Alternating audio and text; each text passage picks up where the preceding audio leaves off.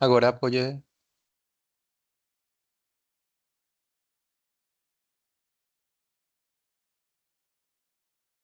Hola, Alô? Marcelo. Olá, Hola. me vê? Ajá. Sim. Ainda não.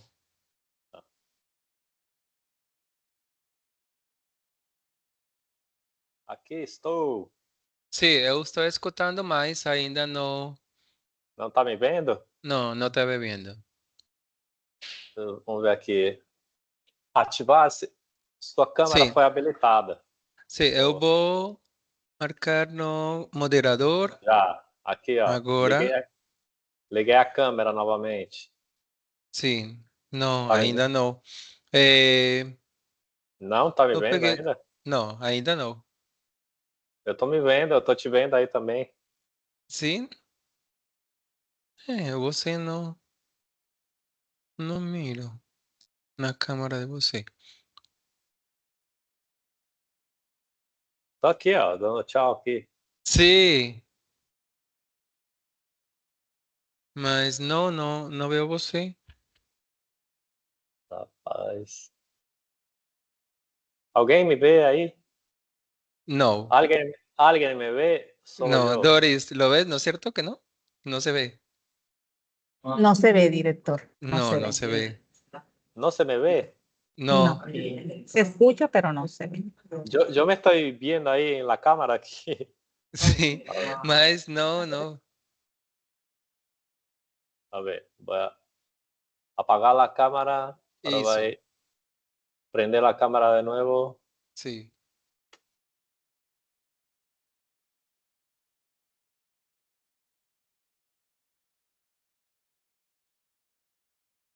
Nada todavía.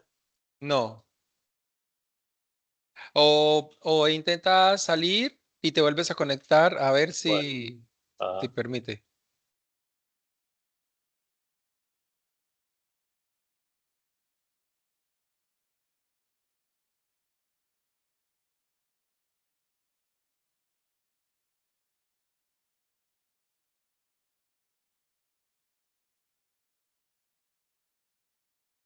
aló. Ahora sí, ahora sí. Tá bom. Bien. Ahora sí. Voy a pegar você como... Sí,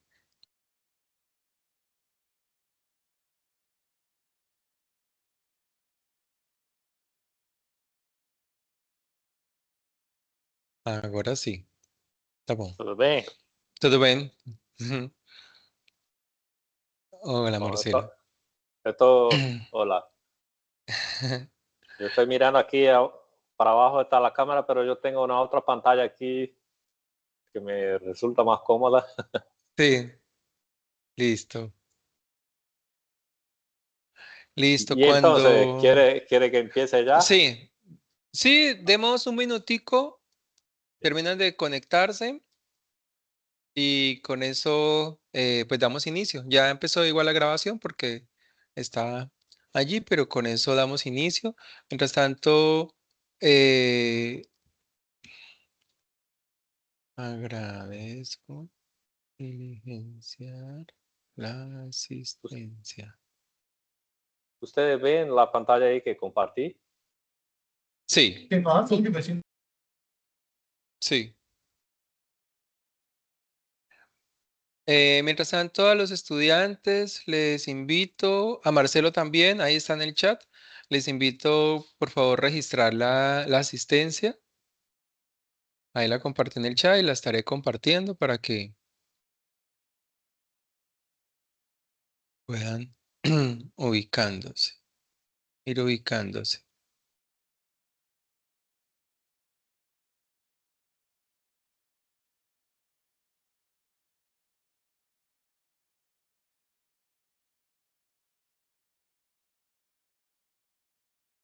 A ver, que yo solo me veo, yo no veo la pantalla que estoy compartiendo. ¿La ven grande? Sí, no, en modo presentación aún no.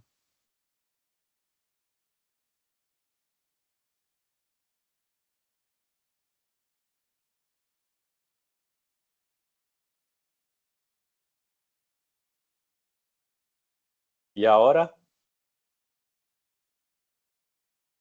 Sí, sí, pero está en la diapositiva donde se ve la siguiente, pero no en gran presentación.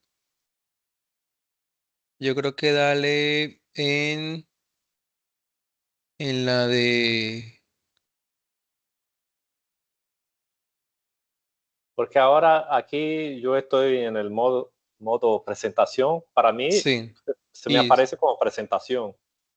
sí, está como modo presentación, pero entonces no se ve grandota, sino que se ve la siguiente diapositiva. ¿Qué está viendo ahí? Ahí estoy viendo la presentación, la primera diapositiva, La, pero se ve luego o sea, se ve grande, pero ven, espérate un segundo. a ver.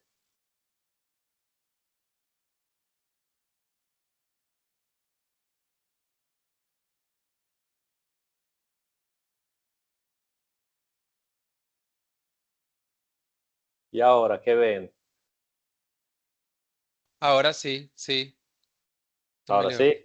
Sí, no, ya, Daniel, ya. Bueno, entonces Listo. vamos. Listo. Va, entonces voy a hacer la presentación. Bueno,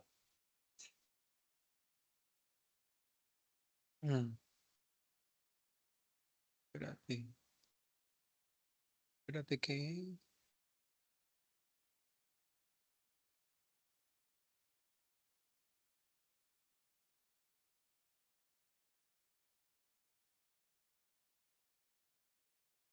Bueno, apreciados estudiantes del curso de Acción Psicosocial en la Comunidad, un cordial saludo.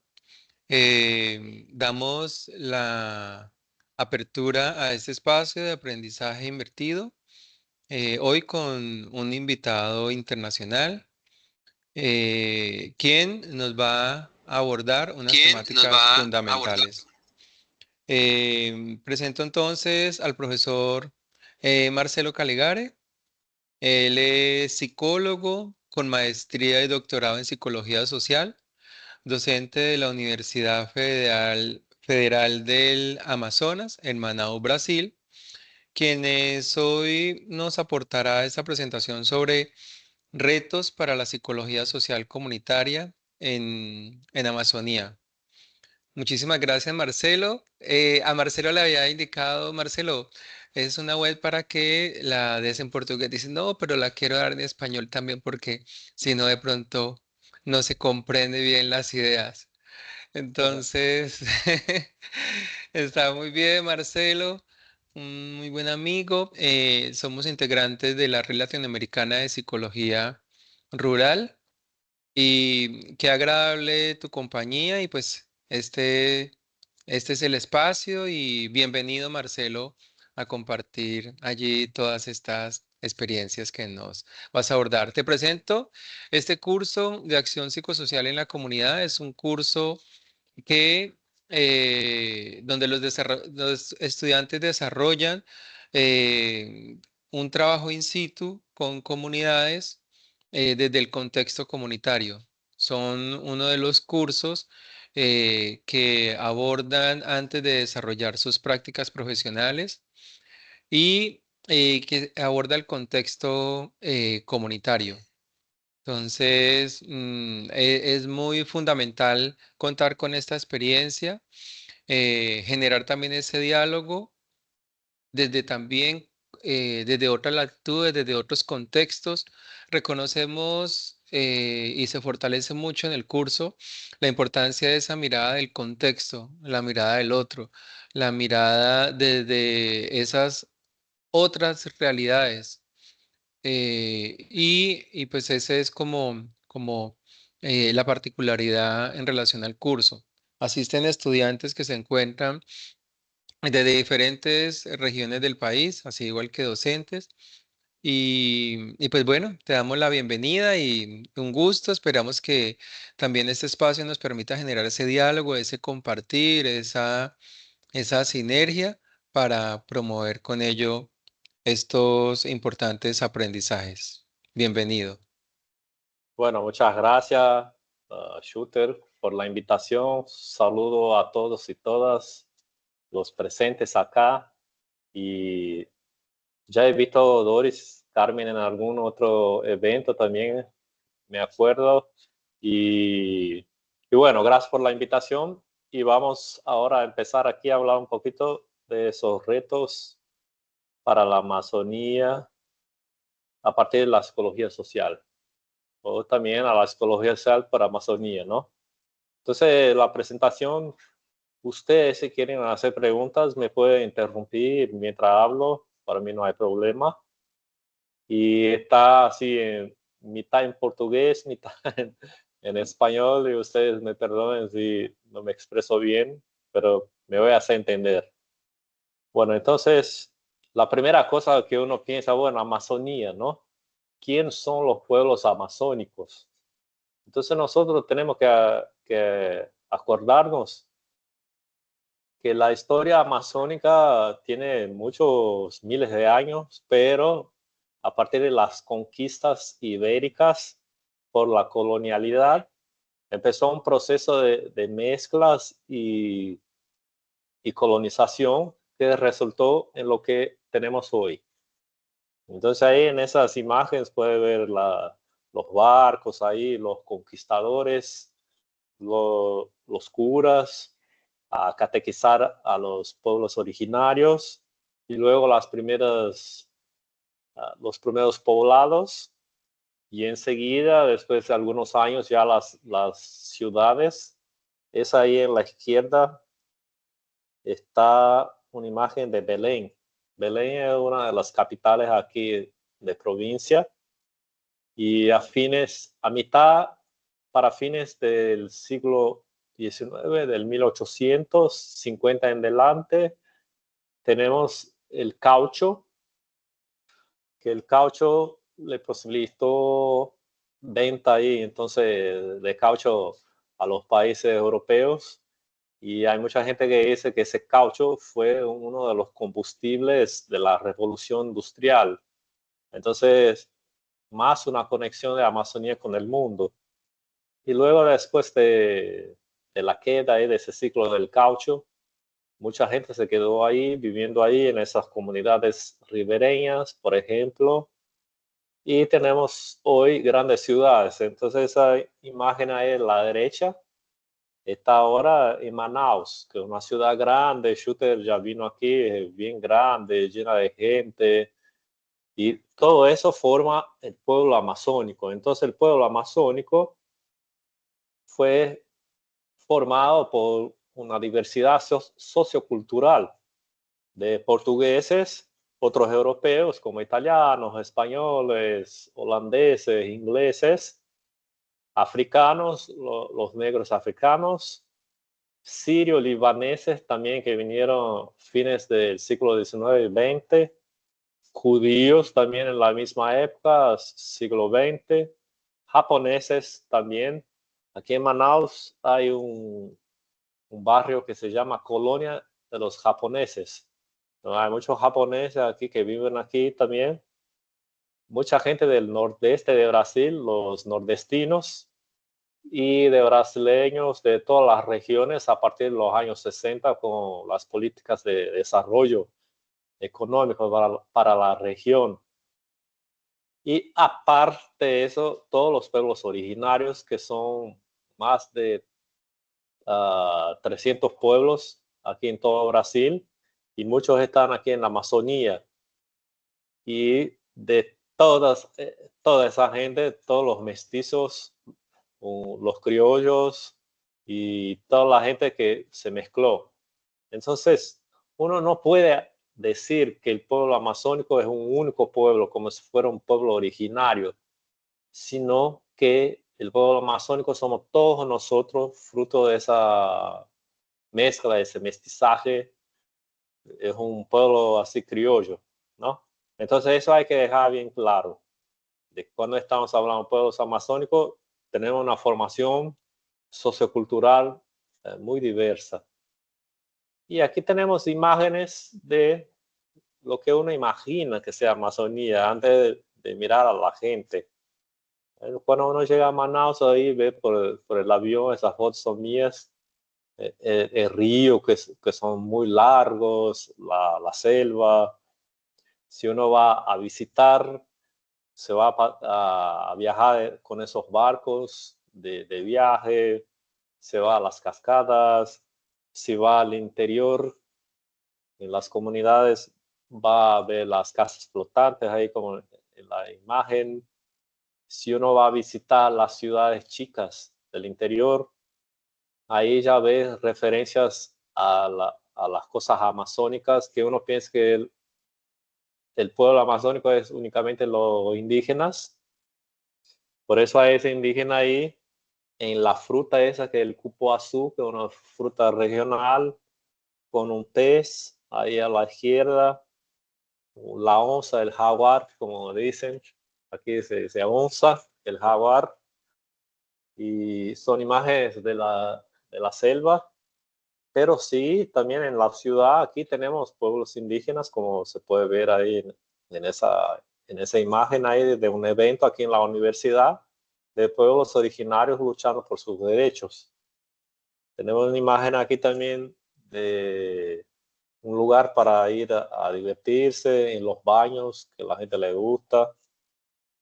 Y aquí en las comunidades ribereñas, que les voy a contar un poco de la experiencia, tenemos entonces los rasgos, así de la gente se aproxima mucho de pueblos indígenas, pero como les había dicho, depende de la región, hay más rasgos así de otros pueblos también, como los judíos, los italianos, los japoneses, no únicamente los pueblos indígenas. Pero ahí tenemos una típica comunidad ribereña, con la casa de madera, que la cocina es bien sencilla y la gente tiene una vida bien sencilla. Finalmente aquí proyectos de extensión que yo coordiné ahí con los alumnos. Entonces ves, en la izquierda tengo un grupo de alumnas. Entonces tenemos unas negritas, unas criollas, aquí como les decimos. En la derecha ya otro grupo de alumnos, ya son más blanquitas. Entonces esa es la diversidad racial y cultural también de la gente que vive acá, ¿no? Entonces uno viene a Manaus, ve la gente de todos los colores, ¿viste? Y hay mucha diversidad cultural. Entonces a partir de eso, yo fui percibiendo, dándome cuenta de que eso todo influenciaba en la manera como iba a hacer la psicología social, ¿no?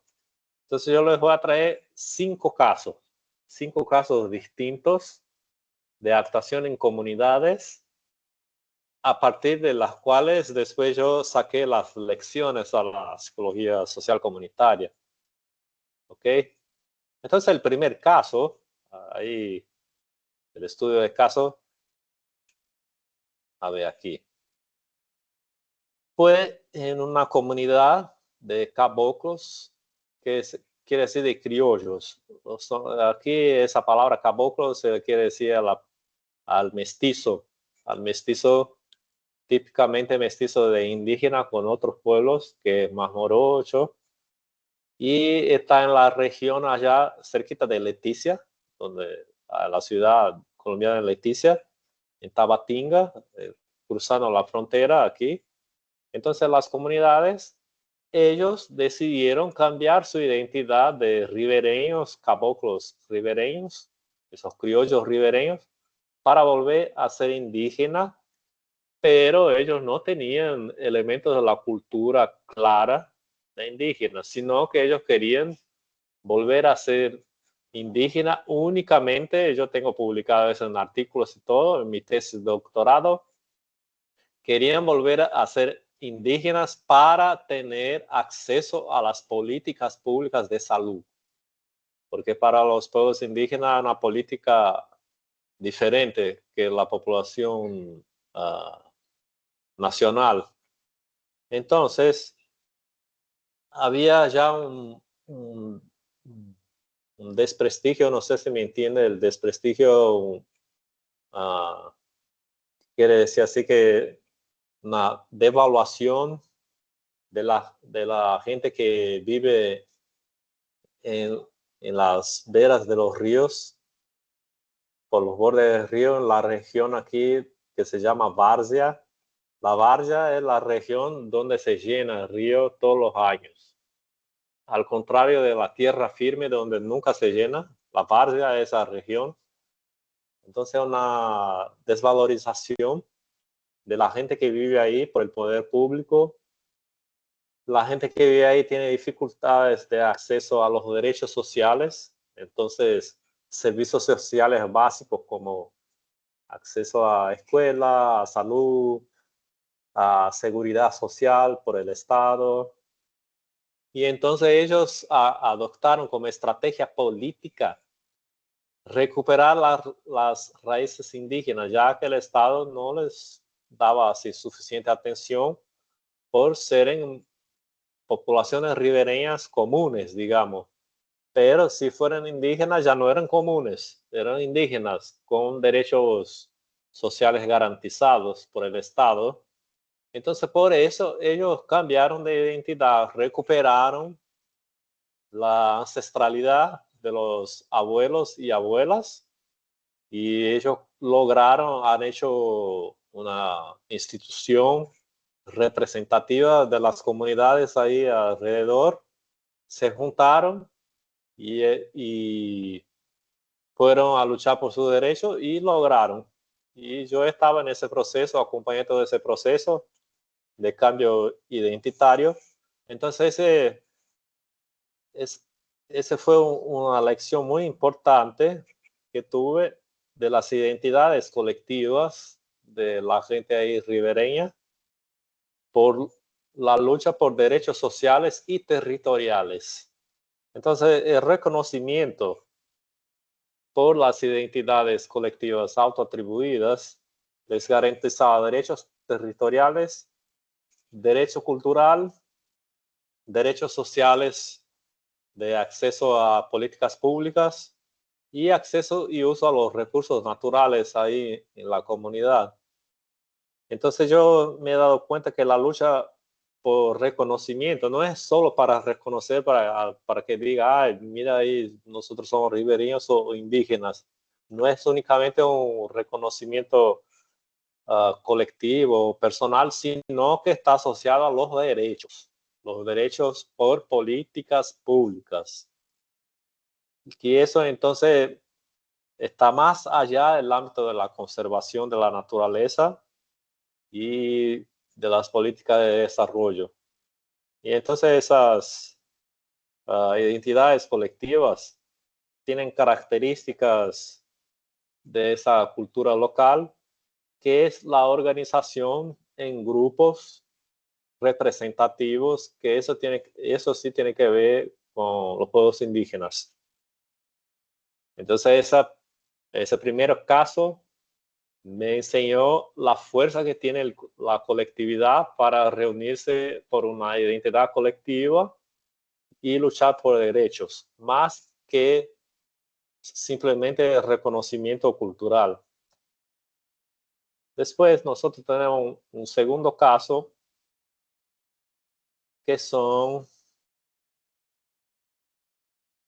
las dificultades de acceso a los recursos naturales en una GESEX, que esa sigla quiere decir reserva extractivista, que es una modalidad de área protegida de la naturaleza, de unidad de conservación.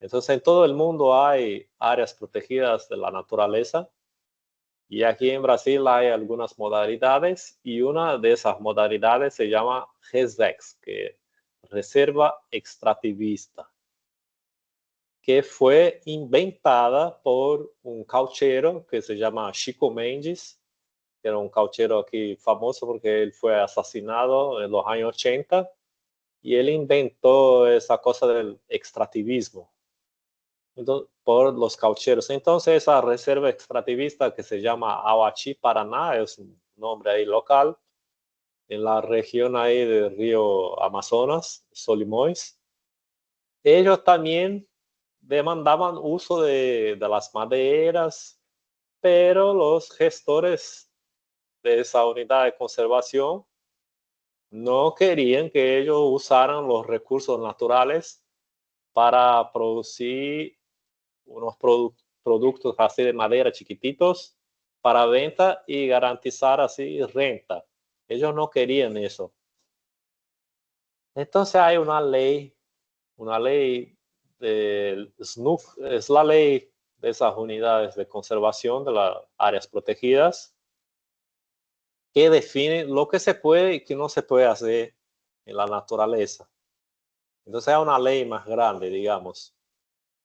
Enseguida nosotros tenemos los proyectos de desarrollo sostenible que se encajan con esa ley y hay algunos puntos que son de atrito, porque la ley hay veces que dice no puede cortar árboles de castañas y la gente dice ese árbol de las castañas está condenada, ya está vieja, tenemos que cortarla si no va a caer aquí encima de las casas. Y yo estuve presente en un momento que el jefe de la unidad y el líder comunitario pelearon porque los comunitarios querían cortar el arbolito y el jefe no los dejaba cortar el arbolito y el arbolito ya está así pendiente, ya se iba a caer. Pero decía, no, la ley dice que no puede. Y ellos decían, sí, nosotros vamos a cortar. Entonces hay un desequilibrio en esa ecuación de la conservación de la naturaleza y el desarrollo económico. Entonces, ese no era un conflicto interpersonal puro, digamos, entre el jefe y el líder comunitario, no era. Es un conflicto de la conservación de la naturaleza y el desarrollo económico en nivel mundial, que en ese caso específico ganó una escena particular por esos dos actores, ¿no? Y entonces nosotros trabajamos ahí por 3 años en las comunidades ribereñas para desarrollar el proyecto, pero al fin ganó la burocracia que paralizaba los proyectos de desarrollo para beneficio comunitario en beneficio de la manutención de la naturaleza sin cortar ni siquiera un arbolito. Entonces se paralizó y ganó la preservación al costo de la gente no tener renta. Entonces ese fue un otro proyecto que desarrollamos y yo vi así que fue muy importante. Yo saqué varias lecciones que les voy a contar después. Un tercer caso, aquí nosotros ya tenemos una comunidad que está intermediaria entre una área urbana y rural de la ciudad de Manaus. Nosotros fuimos ahí con los alumnos, también estuvimos ahí 2 años y es un barrio ya en las bordas de la ciudad. Entonces, medio rural, medio urbano. Medio rural porque está lleno de árboles. En la época las calles no tenían pavimentación, eran todas de tierra y las casas sí se parecían fincas y la gente que tenía que venir a trabajar en la ciudad sufría porque era puro lodo cuando llovía, el colectivo no entraba ahí. Y entonces nosotros por el trabajo empezamos a ver que había un conflicto entre gente que ocupó el territorio porque era un territorio sin dueño. Y aquí dice grilagem, es un término aquí en portugués, que son gente que viene y quiere apossarse de la tierra y inventa documentos falsos de que son dueños de la tierra. para expulsar a la población que ocupó. Entonces, nosotros empezamos a ver que había un conflicto entre los ocupantes y gente poderosa que quiere sacar a esa gente inventando documentos. Y eso ya causaba un conflicto entre las personas ahí. Y entonces otra cosa que vimos era que la gente compraba ahí las propiedades mismo sin los papeles, se puede comprar mismo sin papeles para hacer sus fincas con unas casas grandes, con árboles y con todas esas cosas de una finca. Pero por otro lado, ahí es la periferia de la ciudad. Y en la periferia en general se va la gente más pobre. Entonces empezó a tener ese barrio gente pobre que no tenía dónde vivir, por eso fue ahí a ocupar la región con gente rica que tenía sus fincas y entonces eso empezó a generar un conflicto social de la cual nosotros fuimos a trabajar. Y vimos entonces que había una lucha por la mejoría de la infraestructura de la comunidad para pavimentar las calles, para que tuviera agua, para que tuviera el saneamiento básico. Y para eso ellos todos necesitaban de organización sociopolítica. Entonces nosotros los ayudamos en ese sentido de organizarse para pedir, solicitar, para presionar el poder público a hacer las obras de infraestructura en la comunidad. Y una de las maneras que la gente encontró fue por las fiestas comunitarias, fiestas populares, que ese era el momento de reunión y fortalecimiento de las redes comunitarias. Entonces nosotros los ayudamos en eso y ellos se reunían ahí y fortalecieron la asociación comunitaria y después lograron finalmente que el poder público hiciera las obras de infraestructura. Hoy es ya un barrio semi-urbanizado, digamos. Todavía tiene localidades rurales, pero hoy ya está semi-urbanizado. Después, el caso 4 es otro aquí en la ciudad de Manaus, en un área que era un área de selva. Y ahora ya no es la gente común, sino los indígenas fueron ahí a ocupar esa área. Y aquí hay muchos movimientos sociales que son así. Descubren un área verde sin dueño y van de la noche al día. En la noche van y ocupan así, como así, centenas de personas. Y hacen las casas ahí de la noche al día, ocupan con los palos, con los plásticos y después que ocupa empieza a construir con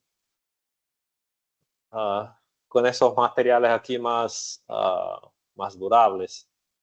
Entonces, eso fue lo que pasó en una de esas comunidades Sol Naciente que fuimos, y ellos ocuparon un área verde que era un área de preservación, y luego, porque había solo selva ahí, tenían problemas de infraestructura, como el otro barrio que les contaba, ¿no? Problemas de infraestructura y sociales también, porque en esas zonas, que son zonas periféricas, hay problemas así de violencia y de tráfico de drogas. Entonces, aparte del problema de ocupar un área y no tener infraestructura, viene así ese escenario de violencia, de ocupación de esos lugares también. Y un grupo de indígenas se empezó a ocupar y luego vinieron otros, y 12 etnias diferentes viviendo ahí en esa comunidad pluriétnica, aparte de los no indígenas también.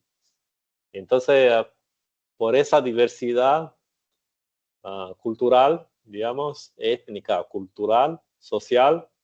Empezó a haber conflictos sociales ahí, entonces nosotros también fuimos a trabajar ahí y vimos que había mucho prejuicio y discriminación por tras de las personas ser indígenas o por ser invasores, ocupantes de territorio prohibido, digamos, por la gente de las comunidades alrededor. Y por eso el poder público se quedaba, hay gente del poder público que ayudaba y otros que no, para resolver esa situación de ellos, ¿no? Y entonces ellos están hasta ahora, yo continúo en esa comunidad hace ya unos años, en la lucha por el reconocimiento del territorio y también el reconocimiento de las raíces indígenas de pueblos originarios aquí en la ciudad de Manaus y acceso a los derechos sociales de políticas públicas, infraestructura, derechos sociales, como las otras comunidades que yo les contaba. Y el quinto caso que les cuento hoy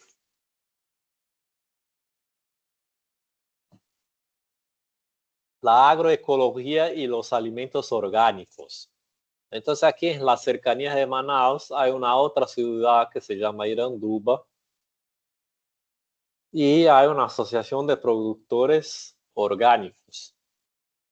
Que yo conozco ahí esos productores, son así gente conocida mía y ellos tienen una asociación también de productores orgánicos, producen la comida así sin agrotóxico y esas cosas. Y fuimos ahí a ver cómo era esa producción y ellos nos contaban también que hay un conflicto entre los productores, entre los que quieren producir de una manera tradicional, que es con uso de agrotóxicos, y por otro lado, la gente que quiere hacer la producción orgánica y por la agroecología, que no son maneras distintas de producir y luego son maneras distintas de organizarse socialmente para la producción. Y entonces ellos nos contaban de esos conflictos, fuimos a trabajar con ellos también. Y por un lado, ellos decían que si el mercado hoy está más favorable a la producción orgánica, el poder público todavía no está aquí en la región aquí amazónica, porque no hay reconocimiento por leyes y políticas de incentivo suficiente para esa gente. Entonces ellos se sentían no reconocidos. Y entonces el trabajo que hemos hecho nosotros que ellos demandaban fue el de sensibilización del poder público para los productos orgánicos. Entonces nos fuimos junto a ellos ahí en el poder público, hemos hecho un evento ahí de sensibilización y según los agricultores les resultó así positivo esa sensibilización que hemos podido hacer. Pues aquí son imágenes ahí de nuestros trabajos en campo, en las comunidades ribereñas y también de la ciudad, con reuniones, caminando por las casas, con los pueblos indígenas, ¿ok?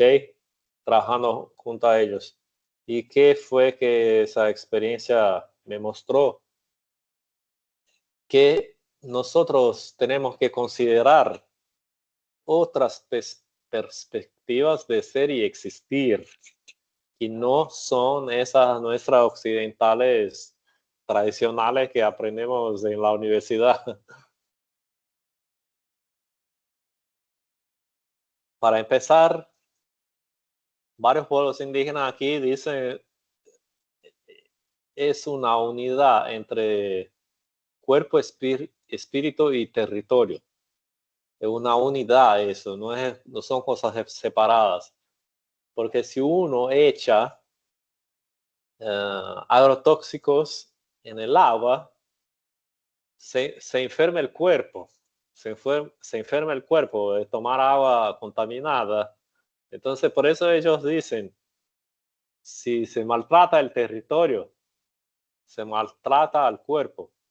Si el cuerpo está maltratado, enfermo, se enferma el espíritu también. Y también cualquier uno de esos también es igual también. Si el espíritu está enfermo, la gente está desorientada, el cuerpo está enfermo y el territorio se enferma también, porque la gente destruye la naturaleza. Y, y entonces ellos hacen esa relación. Entonces, para nosotros que tenemos esa idea de división de las cosas, nos parece así que son cosas separadas, pero ellos ven eso como integrado. Yo soy el territorio. Yo soy el territorio. No es que yo estoy en el territorio, yo soy el territorio, ¿no? Sí, Doris, dime. Bueno, doctor, la verdad es que estoy muy encantada con sus casos, con sus vivencias, pero a mí me surge una duda. Sé que el trabajo en las comunidades, por las culturas, por las tradiciones, es bastante compleja. A mí me gustaría que usted, como profesional, ¿qué estrategias ha utilizado para trabajar con estas comunidades? Yo sé que usted ha mostrado cada uno el paso a paso, pero a veces cuando uno está en el territorio, es muy complejo llegar a esa población por las tradiciones, por las culturas que usted ha marcado. A usted como profesional, ¿qué le ha tocado hacer para ganarse la confianza de esas comunidades como tal? No sé si me responde ahora o continúa y después me responde la pregunta. Sí, yo voy a continuar un ratito y luego le respondo ahí lo que quiere saber. Y hay otra cosa aquí, solo para que vean cómo es interesante, ¿no? Hay un pueblo indígena que yo trabajé, que son los tucanos, y Epamazán. Ellos dicen que ese tripé, el cuerpo, espíritu, territorio, el tripé también se aplica a otra cosa, que son las narrativas míticas, que ellos llaman Kiktiu Kuse, que son transpuestas a toda la sabiduría de cura, las relaciones con los seres humanos, que son base 6, son palabras y prácticas, y también en el calendario de rituales y todo. Entonces, todo está integrado. Pero, y para ello, la parte más importante es que hay 4 tipos de seres humanos. Uno somos nosotros, los otros 3 seres humanos, entonces no son así espíritus, no, son seres humanos. Esos otros seres humanos están en el aire, en la selva, en el agua, y ellos tienen una ética de relación con esos seres. Entonces yo llamé al indígena para venir a hablar con nosotros, él dijo, yo hice base C, usé esas palabras para guiarme, para llegar aquí y yo estar tranquilo con ustedes. Yo le preguntaba entonces, pero ¿por qué hiciste eso? Porque entonces esos otros seres humanos me orientan de cómo hacer y estar tranquilo y no enfermarme, porque si no yo me puedo enfermar. Entonces a partir de eso, de lo que contaba esos indígenas, los pueblos de aquí, yo empecé a ver que es necesario que uno amplíe la conciencia para otros modos de existir. Entonces esos indígenas dicen, hay 4 tipos de seres humanos. Yo, yo solo aquí por mi herencia colonial, yo digo que hay solo nosotros, pero ellos dicen que hay 4. Entonces, ¿cómo trabajar con eso, no? Hay que haber una apertura epistemológica inicialmente, que es lo que voy a decir aquí enseguida. ¿Qué es eso que yo aprendí así? Los pueblos aquí, nosotros también, de una cierta manera, también creemos en eso. Nosotros tenemos un origen así mitológico. Nosotros occidentales creemos en 2 orígenes mitológicos. O uno cree en el evolucionismo o cree en la Biblia. Entonces nosotros también tenemos así un origen místico. Creemos que es así y punto. Y la gente de las comunidades también tienen sus mitos creadores, como pueblos indígenas que tienen un otro mito muy específico cada uno. Entonces yo empecé a ver, bueno, nosotros, todos nosotros tenemos un origen mítico. Y ese origen mítico viene guiando a la manera de pensarnos en el mundo, de lo que tenemos que hacer, de dónde vinimos. Y eso pasa por la ancestralidad.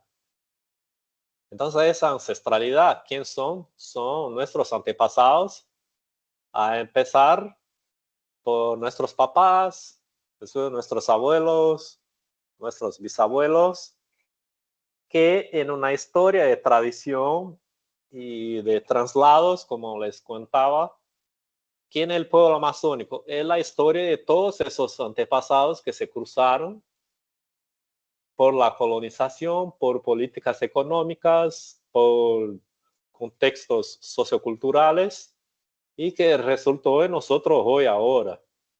Entonces, para entender ese hoy, es importante que uno entienda la historia de los antepasados con ese cruzamiento de historia económica, política, cultural, para entender así por qué la comunidad está así, como el caso que les expliqué.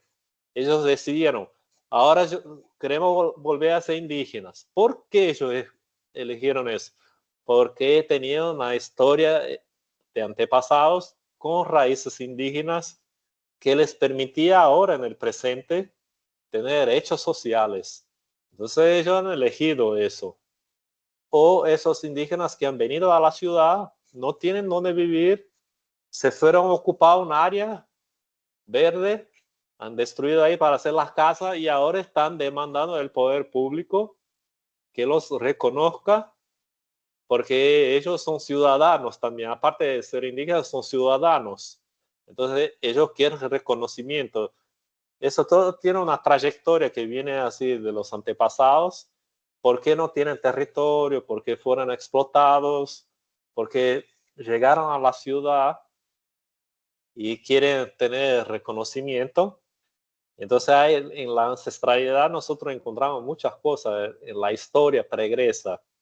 Y finalmente las personas se constituyen en las comunidades y territorio, como el cuerpo, espíritu, territorio, la persona, comunidad, territorio, porque es el presente de hoy. Entonces yo me fui dando cuenta que una de las cosas que tengo que hacer es comprender esa relación que existe entre persona, comunidad, territorio con la historia ancestral y también en muchos casos de comunidades así, yo voy a llamar así, no occidentales, de pueblos originarios.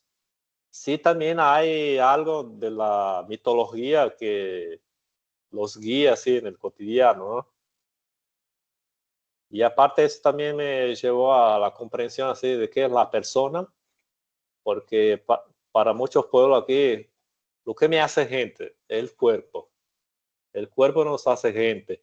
Entonces el cuerpo ese, que el cuerpo que está en el territorio, el cuerpo es el territorio. Él tiene también una parte interior que nosotros estudiamos, psicología, ¿no? Entonces la gente también estudia eso y eso me hace pensar el territorio amazónico. Ese universo amazónico es tanto lo urbano como la jungla, ¿no? Que en portugués se dice floresta, la jungla, la selva, lo salvaje, ¿no? Entonces la selva no es únicamente los árboles, ríos, tierra y campos, sino toda la ecología, todos los encantamientos, los mitos, los secretos, las leyendas, la cosmología, el multinaturalismo, aparte del multiculturalismo, como se dice. ¿Cómo se dice? Y, y también el urbano no es solo la ciudad, con las capitales, las ciudades más chicas, la comunidad del interior, sino todos los aspectos sociales, culturales, económicos, políticos, la historia de todos los seres, ¿no? Entonces yo me fui dando cuenta que nuestra ciencia está preocupada en generar conocimiento que amplíe las posibilidades de dominio de la naturaleza. Esa es la ciencia occidental. Nosotros queremos tener más dominio de la naturaleza para poder manejarla a nuestro favor. Pero yo me fui dando cuenta que en las comunidades esa ciencia, la conciencia, no es solo del mundo externo, de las leyes de la naturaleza, sino también del mundo interno, de las relaciones sociales, ¿no? Entonces hay que estar en armonía consigo, con el otro y con la naturaleza para ayudar a la comunidad como un todo, la comunidad. Y el conocimiento no sirve solo para manejar a la naturaleza, sino es una sabiduría del saber vivir. El buen vivir, como dicen algunos pueblos aquí latinoamericanos, el buen vivir. Y ese buen vivir tiene a ver con la paz, el respeto, armonía entre hombre y naturaleza, la buena convivencia, la ancestralidad, el territorio, un modo productivo sostenible. Y entonces de eso todo yo llegué a los retos. ¿Cuáles son los retos? Primero, nosotros tenemos que cambiar nuestro paradigma. El paradigma científico hay que ser cambiado así. Eso lo dicen muchos autores ahí, la psicología social, como Maritza Montero, si quiere, una de las autoras. Hay libros de ella que dice ese cambio paradigmático necesario a la psicología social comunitaria, ¿no?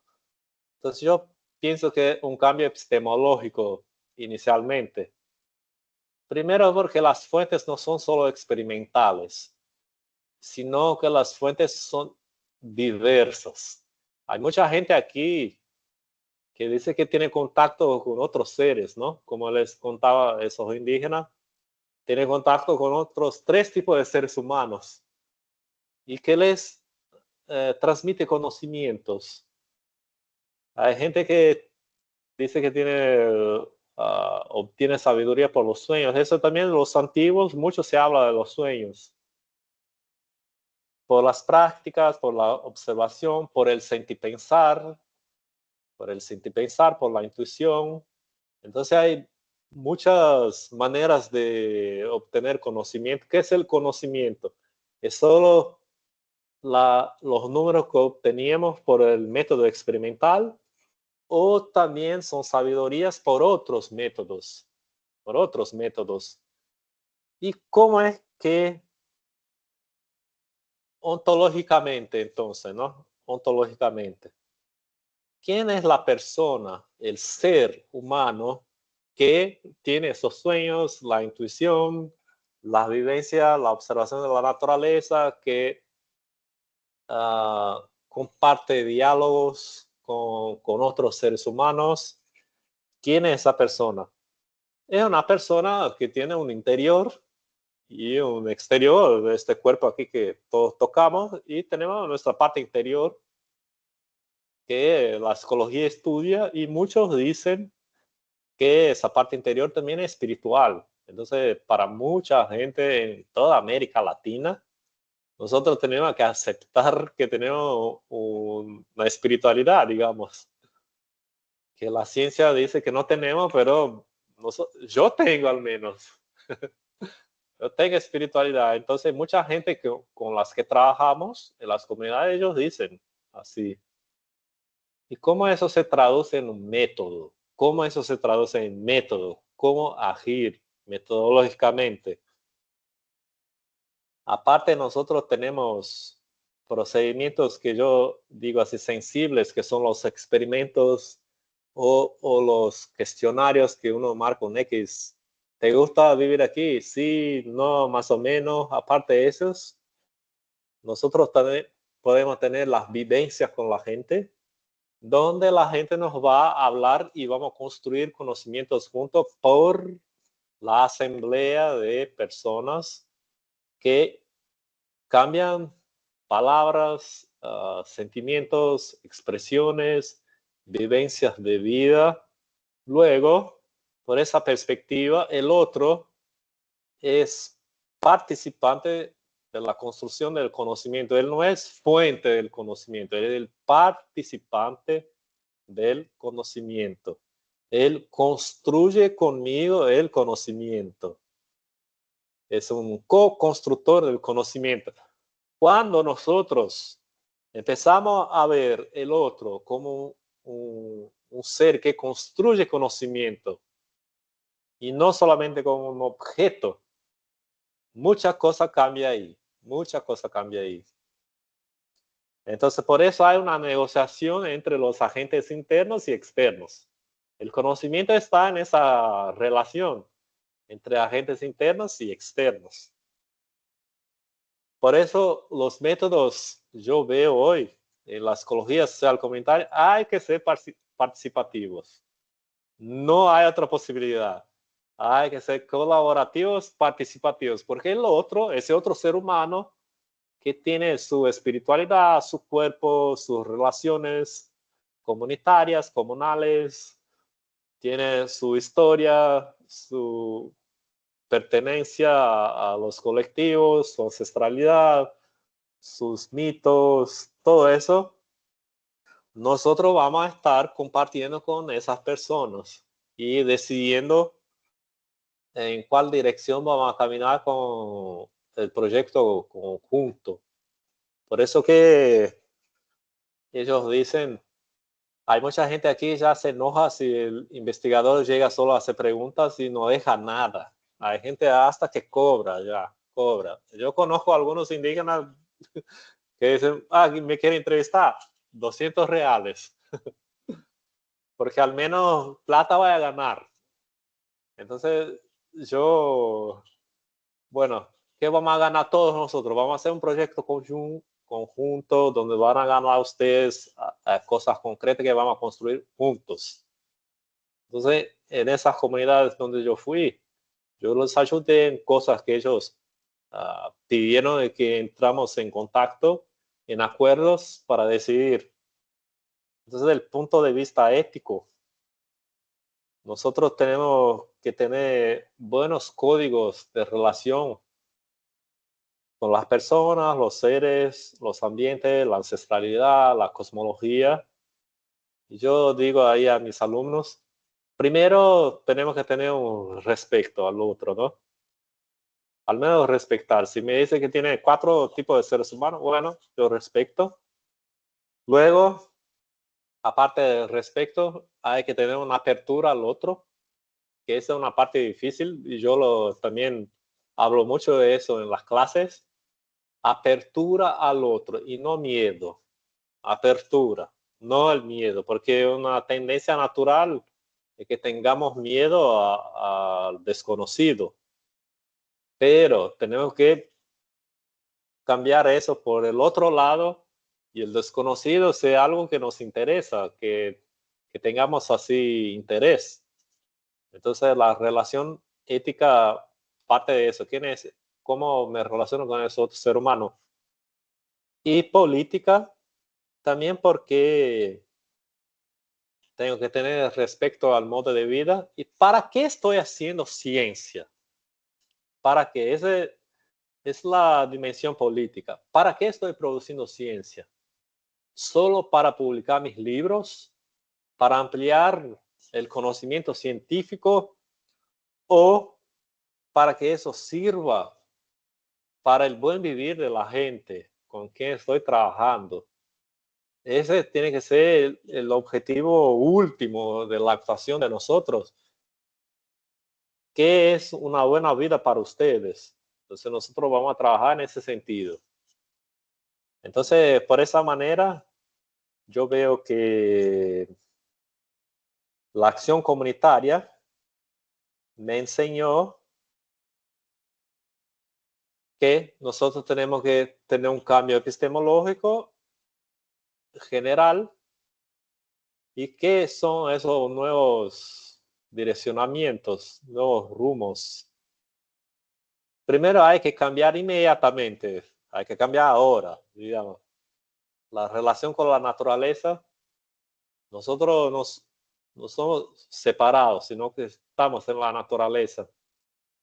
Nuestras formas de consumir, nuestro modo productivo, las agendas políticas que no se importan con la gente, con la naturaleza, y tener respeto a los pueblos y los saberes no hegemónicos, a los saberes otros, a los saberes y el modo de vida de los pueblos nativoamericanos. Y como les contaba, el paradigma científico, otros modelos de seres humanos que tenga apertura a la espiritualidad, a lo mítico, a la ancestralidad, a la comunalidad,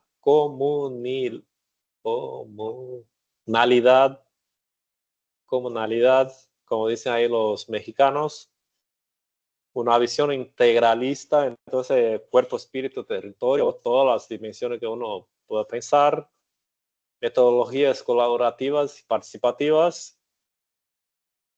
Los colaboradores tienen que ganar, no gana solo el investigador, sino que la gente con quien trabajamos tiene que ganar, y prácticas direccionadas al bien vivir, al buen vivir. Entonces, hoy a institutos de desarrollo comunitario, hoy yo ya pienso un poco diferente. Hoy yo ya pienso, no es el desarrollo como una ideología del progreso. ¿Qué es el vivir bien para ustedes? Esa es la dirección. Vivir bien es qué? Es tener libertad, ¿qué es? Porque la ideología del progreso nos conduce a siempre querer más, más, más, más, más, más. Obviamente que uno quiere progredir en la vida, ¿no? Pero ¿en qué sentido? Ese sentido no se enseña la gente de las comunidades. Entonces a mis alumnos yo digo, vamos a aprender con las comunidades qué es ese buen vivir y lo vamos a perseguir. Bueno, estoy abierto ahí para que hagan comentarios, preguntas y continuamos ahí a charlar, como dicen en Argentina.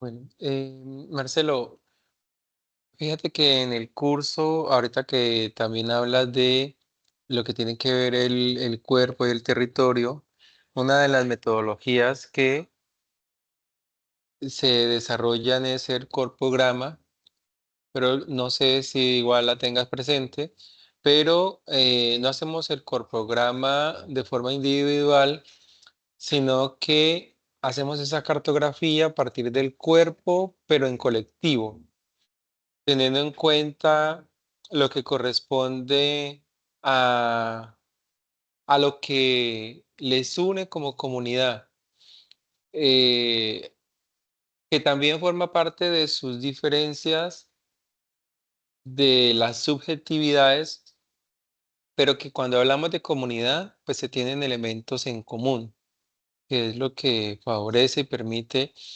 esa cohesión, esa colaboración, estos procesos, estas dinámicas psicosociales. Parte de los trabajos que se desarrollan están relacionados con esa memoria colectiva que trasciende a esa memoria histórica.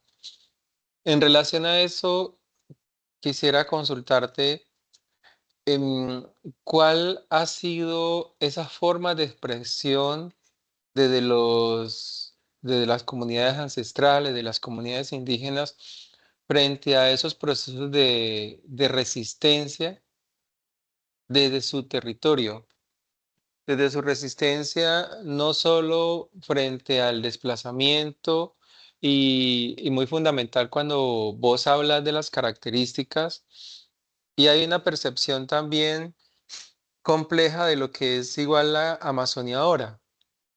La Amazonía está integrada no por las comunidades originarias, las comunidades indígenas específicamente como forma parte de la historia, sino que en la actualidad la mayor proporción de quienes habitamos la Amazonía, y lo digo habitamos porque me encuentro en la región de la Amazonía acá en Colombia, pues somos colonos que han llegado por diferentes circunstancias, pero que compartimos allí este territorio.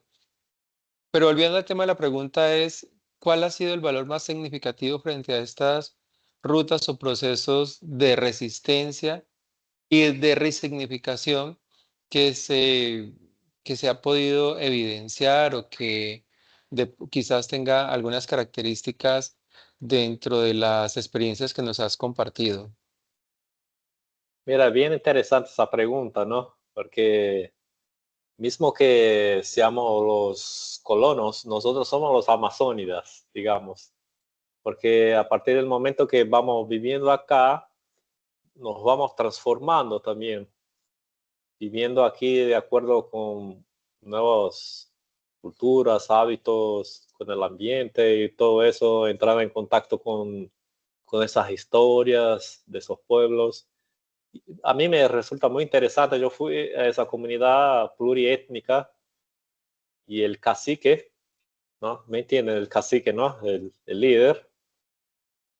Yo llevé todos los alumnos ahí, como 30 alumnos, y él empezó así: profesor, ¿sabes que el pobre del interior, cuando llega a la ciudad, no tiene dónde vivir y nada, pero yo llegué aquí como el pobre del interior y yo me he dado cuenta que la gente me decía que los indígenas tenían derecho, entonces yo me he dado cuenta que yo soy indígena.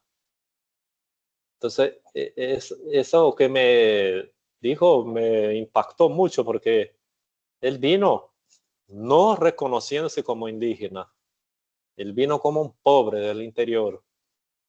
Igual a la primer caso que le expliqué, no eran indígenas, sino eran las personas así, entre comillas, comunes aquí de Amazonas. Y yo me fui dando cuenta que muchos indígenas no tienen ese reconocimiento que esperamos que ellos tengan, de decirse yo soy indígena, yo hablo la lengua, yo tengo estas costumbres, yo vengo aquí de ese territorio, porque muchos de ellos no son así. Muchos de ellos sufrieron por ese proceso colonialista y de una cierta manera se olvidaron sus raíces. Es un olvido, digamos, por el sufrimiento. Entonces, yo ahora me doy cuenta aquí, al menos aquí en Amazonas, que eso es una constante. Ese constante es más común yo encontrar una persona así de encontrar un indígena que ya es bien articulado y que se autodefine así abiertamente. Entonces, ese indígena autodefinido abierto lo encuentro algunas veces. Esa otra persona que no se identifica como indígena y que tiene vergüenza, que sufre por prejuicio, discriminación, ese es más común de encontrar a esa persona, ¿no? Entonces yo me he dado cuenta que cuando vamos a trabajar entonces con las personas en las comunidades, yo tengo que tener eso en cuenta, que ese proceso colonial de séculos se manifiesta en las personas concretamente ahora, hoy. Y por eso en los trabajos es como si fuera un rescate de la estima, de la historia, de la ancestralidad, darle importancia a todo eso, a los elementos culturales. Entonces, mucha gente, hay veces que voy en las comunidades y dicen que no saben hablar más nada. pero después dice, no, yo sé sí, algunas cosas, o mienten, o algunas cosas así, porque tienen vergüenza. Es un proceso social, ¿no?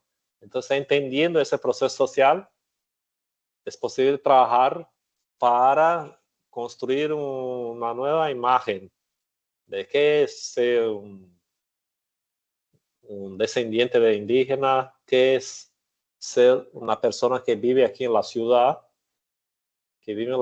y eso no hace con que deje de ser indígena, sino que es un ambiente con otras características y donde la persona va a tener que enfrentar muchas situaciones difíciles,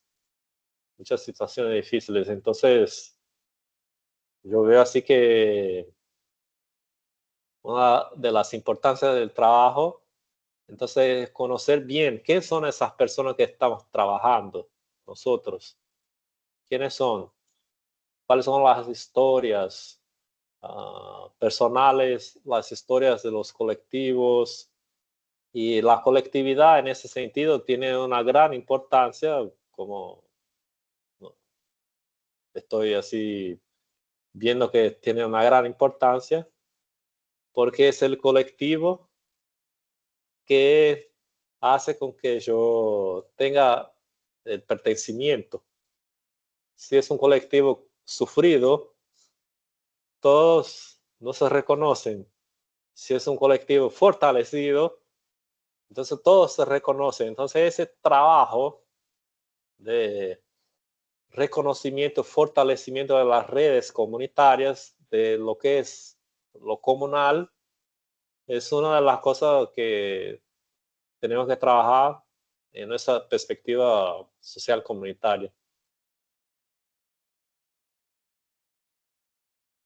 No sé si te contesto o si estamos aquí hablando. No, sí, porque parte de esa resistencia también es ese reconocimiento y, y eso es lo que también permite también esa comprensión del contexto, del territorio, como se estaba viendo, el territorio que trasciende no solo desde un espacio físico, sino el territorio también desde el cuerpo. Doris tenía otra pregunta.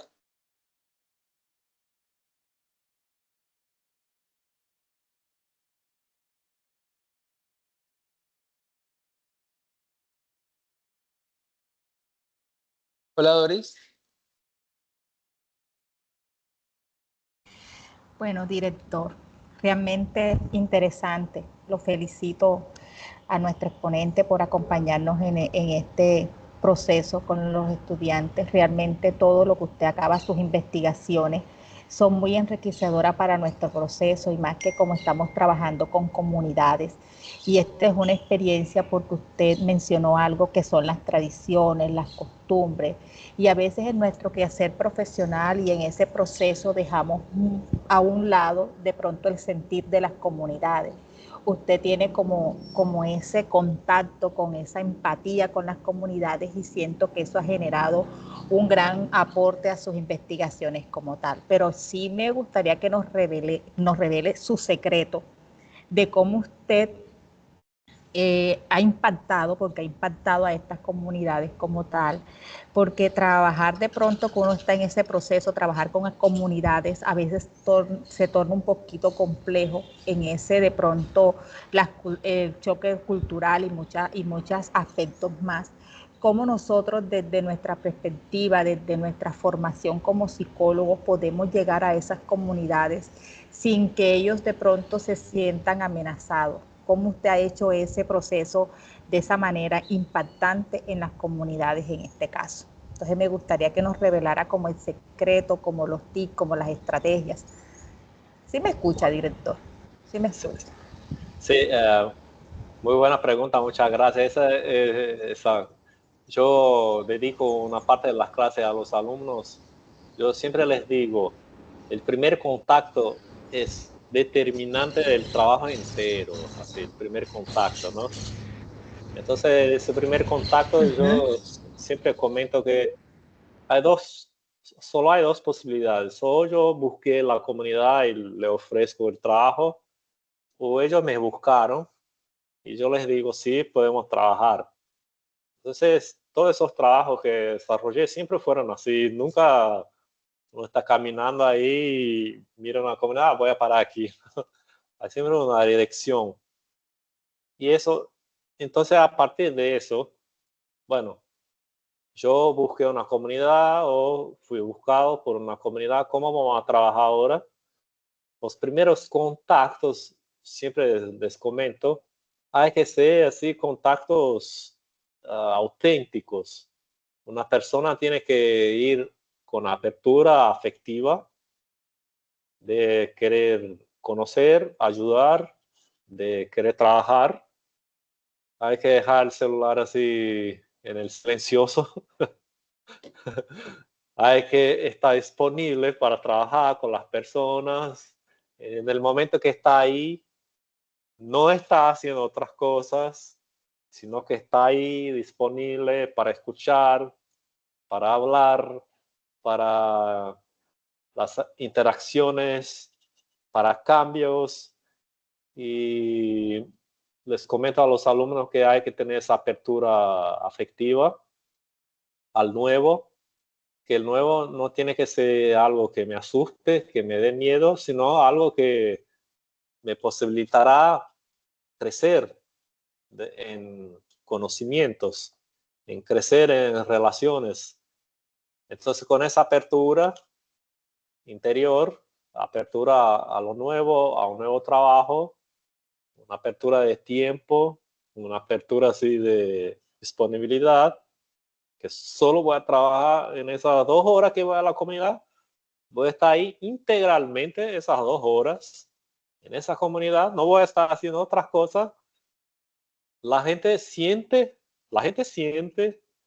que hay un profesional ahí serio, digamos, que está dispuesto a trabajar en conjunto y también a hacer los acuerdos claramente, todos los acuerdos, de todo, con clareza. Esa es la enseñanza también ahí de José Blecher, el argentino de la psicología institucional, los parámetros así del encuadre del trabajo. Yo voy a venir aquí una vez a la semana, a los miércoles, de 2 a las 4. Voy a hacer eso, esto. Vamos a hacer tales cosas juntos. Nos vamos a reunir. Vamos a trabajar así. Me pueden ayudar aquí, así. Vamos a construir tales instrumentos si necesario. Vamos a definir los objetivos. Mi proyecto tiene comienzo, medio y fin. Entonces yo les explico. Ahora estoy viniendo con los alumnos de psicología comunitaria que empieza en marzo, terminan en junio. Entonces, junio termina, se acaba aquí ese periodo. Luego, si queremos otro periodo, pero aquí se acaba aquí. ¿Está bien? Entonces, todas esas cosas así bien claras.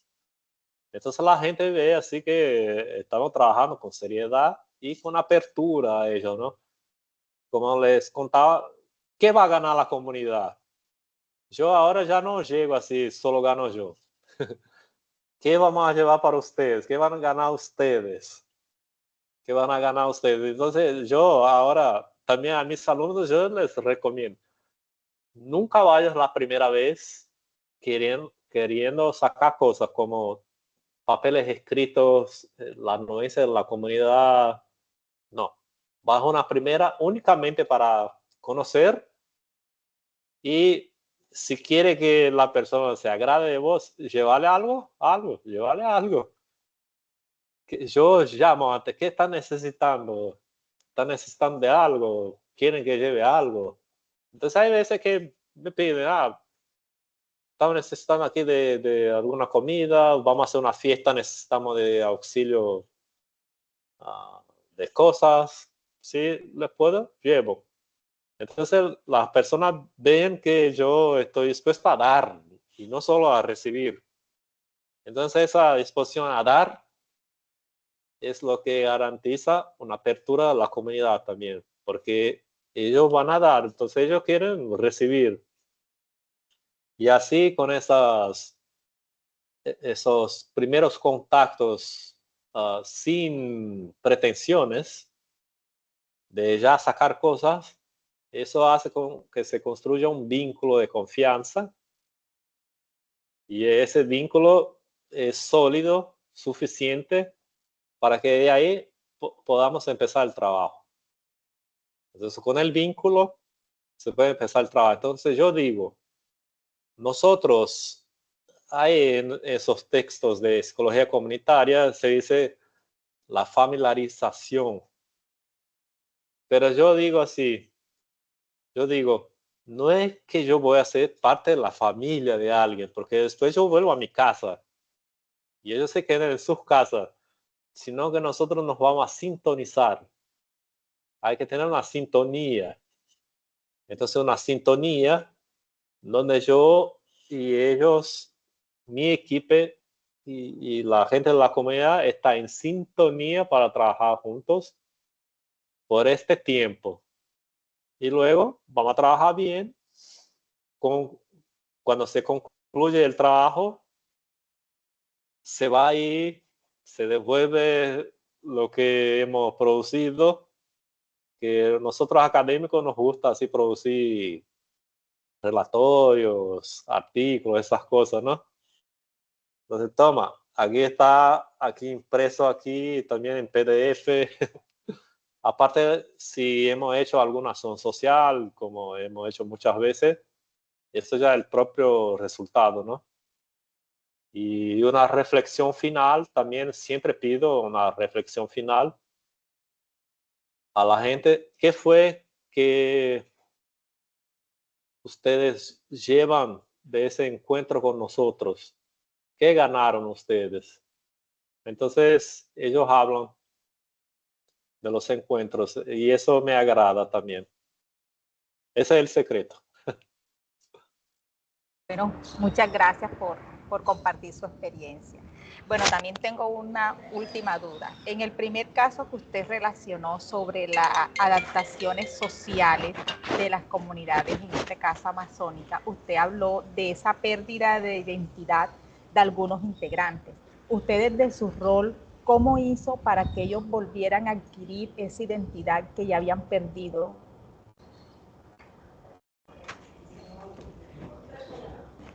Bueno, la primera vez yo llegué en la comunidad y nosotros ya sabemos así en comunidades amazónicas que todos tienen descendencia de nordestinos que vinieron, migrantes del caucho. Algunos tienen así de peruanos, colombianos y de los indígenas. Entonces siempre más o menos así, ¿no? Entonces ya llegué ahí. Ustedes saben el porcentaje de descendientes de indígenas. Entonces la primera vez yo llegué y decían 30%. Sí, 30%. ¿De dónde sacaron ese número? Tenemos un registro de los habitantes aquí, la comunidad, todo, y 30%. Bueno, muy bien. Entonces yo empecé el trabajo de investigación. Yo hice el árbol genealógico de varias familias. Entonces ese es un recurso también que la gente de antropología le gusta. Yo lo usé ahí como práctica de la psicología social comunitaria también. Hice de varias familias y a las familias principales y luego como si fuera de toda la comunidad, que también no era así tan grande la comunidad, era como unas 40 familias más o menos. Y luego en el tiempo, porque no es rápido hacer el árbol genealógico, hay que estar ahí toda la tarde hablando con los más grandes, y hay veces que no está, tiene que volver el otro día. Entonces, así, un trabajo que lleva varios días para hacerlo. Y se escuchan muchas historias de los antepasados y es muy, muy enriquecedor ese trabajo. Y luego, después de 2 años, porque la tesis de doctorado, así, yo iba así algunos días en el año, así picado iba. Luego después ellos, todos han descubierto que tenían una raíz indígena, todas las familias. Luego pasado ese tiempo, ¿y ahora ¿cuántas personas son indígenas? ¿Qué decir? 100%. Porque tenía el abuelo o el bisabuelo o bisabuela indígena, pero no tenía la cultura. Ese es el punto clave de ese caso. No tenía una herencia cultural, sino tenía una herencia genética, una herencia de alguna manera. Y por eso ellos, como mucha gente aquí en el Amazonas, como les contaba, que no reconocen sus raíces por ese proceso colonialista que hace con que nosotros queramos olvidar nuestras raíces para poner encima la europeización. Porque es como si fuera un sueño ser europeo, ¿no? Ser así evoluido, civilizado, educado. Es el sueño moderno. Pero nosotros ahora decimos, no, nosotros ahora tenemos una mirada de colonial. Lo tradicional, esas raíces nativas, tradicionales, cosmológicas, mitológicas, eso sí, tiene mucho peso, tiene mucha importancia. Luego vamos todos a valorizar esas raíces. Entonces, de ese trabajo, valorizaron a las raíces y decidieron volver a ser indígenas para como estrategia de lucha política. Yo no condeno, digamos, no condeno, no quieren volver a ser indígenas con la cultura, pero sí tienen elementos culturales, sí, tienen. Porque vivir en las comunidades ahí ribereñas les exige que tengan raíces nativas, originarias. Solo así tienen conocimiento de la naturaleza. Luego, ellos sí tienen raíces indígenas. No las reconocen directamente, pero sí las tienen. Luego ellos lograron ser indígenas de nuevo para tener acceso a los servicios de salud. Muchas gracias. De nada, veo Yuli.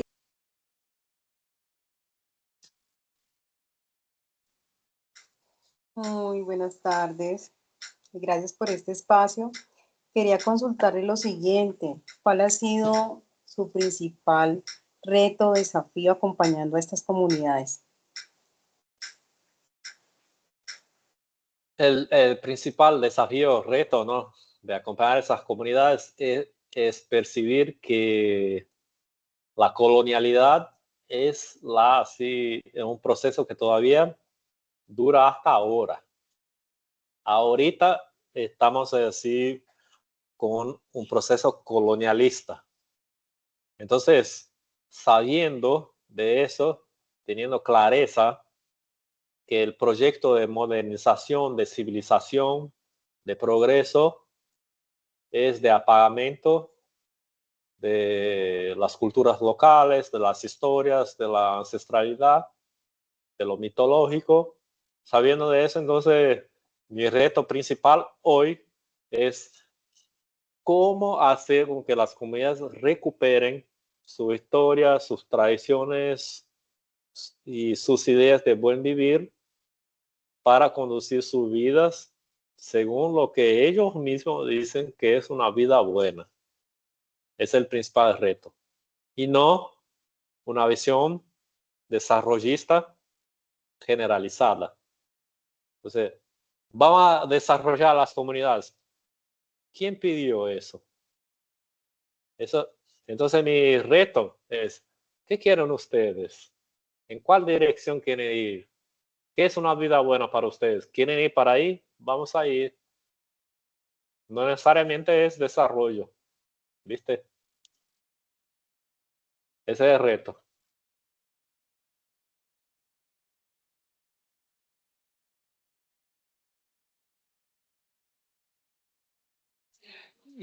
Marcelo, me llama mucho la atención porque pues también se resalta mucho, tenemos mucha coherencia con estos cursos que desarrollamos en el sentido de los paradigmas en la dimensión ético y política, cuando vos lo abordabas. porque dependiendo del proceso que se desarrolle por parte de nosotros en las comunidades, pues también está esa reciprocidad. Uno, en el sentido que cuando no se desarrolla un adecuado proceso, se va a generar dependencia, porque bien lo está diciendo. Usted se va, la otra persona queda y cada uno vive en su contexto y sus dinámicas psicosociales diferentes. Y lo otro, que cuando no se desarrollan procesos con las consideraciones éticas, pues se cierran las puertas para el siguiente, porque ya la comunidad y cuando se llega inclusive a comunidades a desarrollar un trabajo, más allá de decir, bueno, que comparto también para que haya esa relación, es porque muchas comunidades se sienten usadas, se sienten que son objeto de investigación pero que no se generan procesos de autogestión comunitaria, que ese es el principal elemento que como psicólogo tenemos en relación a que somos mediadores y facilitadores de los procesos, pero no vamos a plantear las problemáticas, no vamos a decir qué debe hacer la comunidad, sino que esto surge a partir de procesos que se desarrollan en la comunidad, de la comunidad y para la comunidad, para promover con ello esa autogestión comunitaria. El hecho de que el psicólogo ya finalice el proceso que se va a desarrollar, donde se visibilicen las acciones que se desarrollan, donde se potencialice, donde se vaya a cumplir, digamos, con los objetivos, que no sea un factor que, pues, todo quedó muy positivo mientras estuvo el proceso psicosocial con la comunidad, sino que se gestaron procesos, se gestaron resultados y se generaron acciones que no el psicólogo haya impactado en la comunidad, sino que la comunidad reconoció, que la comunidad fortaleció, que la comunidad, independientemente del contexto, promueve su bienestar y su buen vivir. Y acá es donde también pienso que es lo que decías al inicio. ¿Cuál es el buen vivir? O sea, ¿qué es lo bueno? ¿Qué es lo malo? Dependiendo de las comunidades. Yo puedo llegar a una comunidad y si tengo una mirada totalmente diferente, digo, pobres niños, mire, están sucios. Qué complejo va a ser porque pues cuántas enfermedades pueden tener, pero seguro eso será un problema o será un problema para mí. ¿Será una predisposición o también será un prejuicio cuando no comprendo esa realidad? Entonces, esto pues nos invita a, ante todo, a ser sensibles, a reconocer las diferentes miradas, las diferentes apuestas, hasta en la forma de comunicación. Hablamos en el curso, igualmente, cómo el silencio es una forma de comunicación. El llanto también termina siendo una forma de comunicación y que la participación de la comunidad es fundamental en sus diferentes dimensiones, del que participa mucho, del que no participa, pero que no obstruye. Entonces, hay diferentes roles, hay diferentes capacidades. Y esas son lecturas que se van haciendo a partir de estos elementos fundamentales, porque no podemos tener una mirada clara en lo ético y lo político, porque también es qué resultado queda de los procesos de investigación. ¿Solo fue un resultado para mí? ¿Impacta o por el contrario impacta frente a las políticas públicas? Pero a eso no se puede llegar si no tenemos esa claridad de los elementos ontológicos, epistemológicos y metodológicos en contexto. Esa lectura del territorio que es fundamental para llevar a cabo estos procesos comunitarios. Sí, muy importante eso, porque Hay que tener ese respeto. Y también una cosa que les digo a los alumnos, cuando la gente, nosotros hemos hecho un trabajo colectivo y la gente, por ejemplo, la gente de la comunidad se organizó y hizo un festival, porque nosotros estamos ayudándolos en eso. Luego que se quedó listo el festival, ellos se olvidaron que nosotros los ayudamos, el grupo de la universidad. Entonces yo les dije a los alumnos, esto es a lo que nosotros tenemos que llegar, que se olviden de nosotros y que hagan por ellos mismos. No quieran recibir las congratulaciones por el trabajo. Ese sí fue un buen trabajo, porque ellos lograron hacer por ellos. Ese es el objetivo que tenemos que llegar. Yo veo que es muy importante. Si uno tiene esa gana de ser el más importante, yo soy el psicólogo que hizo el trabajo, ahí no veo así como una cosa buena. Yo veo ahí una Jacqueline. Sí, Jacqueline. Muy buenas tardes, doctor Marcelo y estimados tutores, compañeros. No, es como solo algo, como un aporte a lo que yo pienso, ¿no? Yo digo que muy hermosas, primeramente las fotos que el doctor compartió muy bonitas y son muy encantadoras. Y segundo, doctor, qué pena, dice.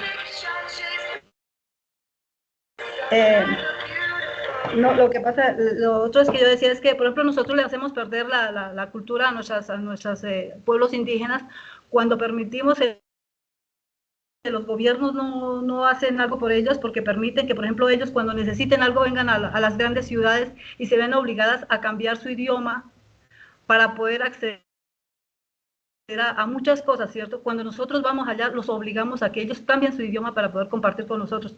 En nuestras escuelas nos enseñan el segundo idioma, claro, es muy importante porque es el idioma, digamos, el del comercio, ¿cierto? Pero nunca nos enseñan que tenemos pueblos hermanos que son parte de nuestra familia, porque por ejemplo en Colombia, pero nunca nos enseñan, por ejemplo, si nos llegáramos a encontrar con ellos que en nuestras ciudades, por ejemplo aquí en Sogamoso yo me lo encuentro, no sé cómo saludarlos porque no sé ni siquiera decirle hola, como digo por ejemplo en inglés, hello, ¿cierto? Entonces me parece que nosotros somos muy descuidados, terriblemente descuidados. Yo a veces los veo, por ejemplo, en las calles, yo trato en saludarlos con señas y ellos con una simple sonrisa, pero ellos son muy agradables, pero nosotros los olvidamos, no tenemos como esa parte de decir, bueno, yo en un vecino lo saludo, pero a esas comunidades que son nuestro orgullo, por cierto, porque son lo que nos representan, pero el gobierno no nos enseña, por ejemplo, lo que yo siempre critico es que no nos enseña ni siquiera a saludarlos. Gracias.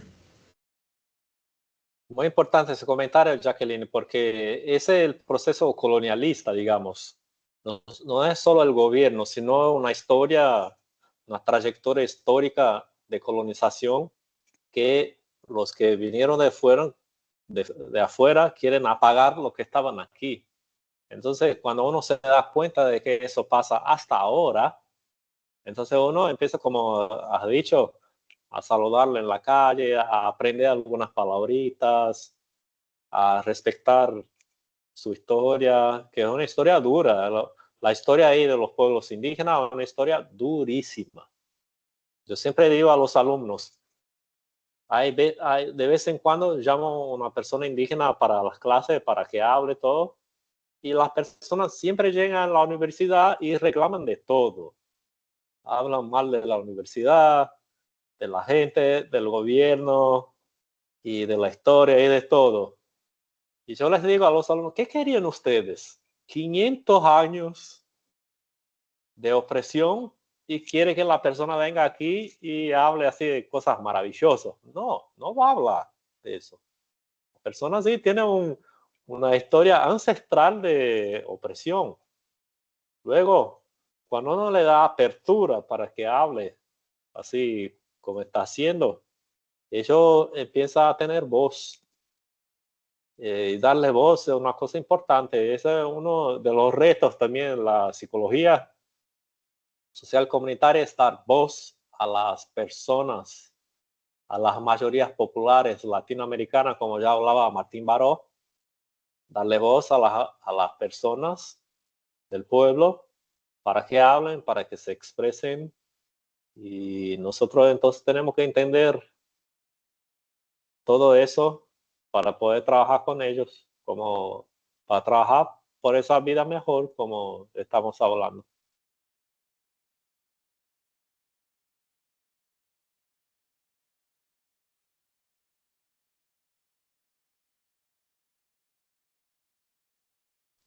Si hay más preguntas, chévere, chévere, Marcelo, muchísimas gracias. No sé si hayan otras preguntas. Pues por compartir estas experiencias y focalizar. Realmente lo que se pretende es contextualizar lo que es el trabajo comunitario. Porque si bien en estos últimos, en estos cursos que están desarrollando los estudiantes, pues abordan las diferentes campos disciplinares, pero en este específicamente de lo comunitario es también ese sentir a partir del proceso. Fíjate que en el curso abordamos la memoria histórica, hacemos también la importancia de lo que son las narrativas a partir de sus diferentes expresiones, la narrativa a nivel estético, eh, particularmente pues acá a partir de esos elementos estéticos, pero también la narrativa a partir de la lírica, de la voz, eh, y encontrar esos elementos que hay en común, esa comunidad y ese el sentir comunitario, ese sentir de comunidad que trasciende pues solo de compartir elementos en común a tener elementos fundantes en referencia hacia esos procesos y en el cual pues los actores activos siempre pues será la comunidad, porque el territorio trasciende a esa territorialidad. Cuando hablamos de lo rural, como trasciende a la ruralidad, eh, y ese sentir comunitario y pues las experiencias que allí se están compartiendo. Y como lo decía también, esa percepción y como le digo, también lo comento desde la Amazonía, estos son territorios que, que procuran es por la preservación de la naturaleza. Y eso no es un cliché, eso no es un elemento cuando hablamos de la Amazonía, no es un populismo. Realmente la Amazonía tiene una responsabilidad bastante grande a nivel global. Y eso es lo que queremos, lo que se requiere cuidar. Y pues más aún pues el pueblo, porque realmente esas dinámicas psicosociales son las que entretejen estos procesos comunitarios y pues también es un resultado de todas estas luchas, resistencias de forma pacífica que se han llevado a cabo y que generan con ello estos procesos de relación, de interrelación, de empatía y ante todo, de solidaridad. Las comunidades indígenas realmente nos dan un ejemplo muy claro de lo que son los procesos solidarios específicamente. Entonces, no sé, Marcelo, que como para hacer el cierre y ante todo ir a agradecerte. Bueno, yo veo también que las comunidades así ribereñas, rurales, indígenas, no sé si Mm. esa solidaridad y las comunidades populares en general, yo veo así, Ujú. también les pregunto a los alumnos y ellos también vienen así, que son más solidarias, la gente así parece más calurosa, más próxima. Cuanto más se sube en el nivel económico, más las personas son aisladas, cada uno por sí. Las comunidades más populares son más próximos, más solidarios. Ujú. Y eso yo veo que es una enseñanza de vida.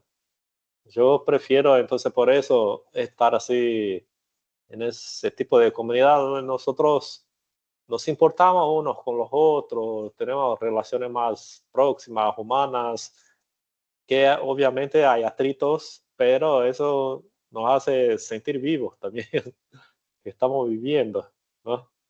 Y que estamos caminando en una dirección conjunta. Entonces les agradezco a todos y todas los presentes. Gracias por ese espacio, Shooter. También a Doris y a todos ahí que estuvieron por aquí.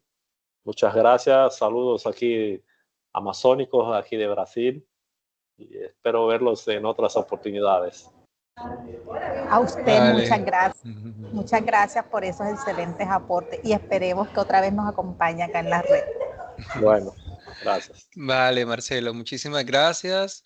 A todos los estudiantes, muchísimas gracias, los docentes también. Y pues bueno, les compartiremos para quienes no pudieron participar la grabación y que tengan una bonita tarde.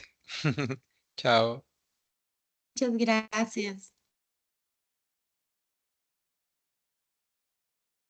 Sí,